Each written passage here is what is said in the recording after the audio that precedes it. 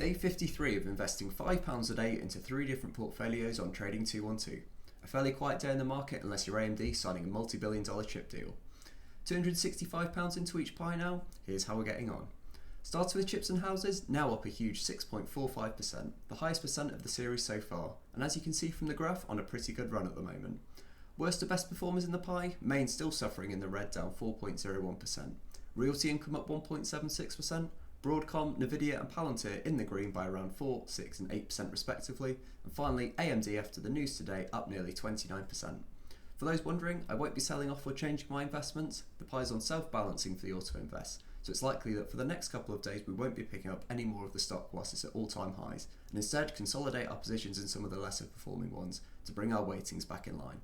As you can see, AMD is currently 18.43% of the pie, where we're targeting 15%.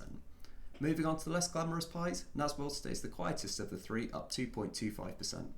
Unlike chips and houses, the 2 targets auto invest on this means that we invest the same amount each day into each of the 3 tickers. So £1.67 into JGGI and £1.66 into DGRW and EQQQ, regardless of performance, as I want to build up equal amounts of each ticker rather than pseudo timing the market. Finally, Own the World remains firmly in the middle of the 3, up 3.31% or £8.78p. No funky auto invest on this one as it's just one ticker, so it wouldn't make a difference. That's it for day 53, overall in the green by a nice round 4% for an unrealised gain of £31.81p. A bit of a longer one today, so thanks for watching if you made it this far and follow for more.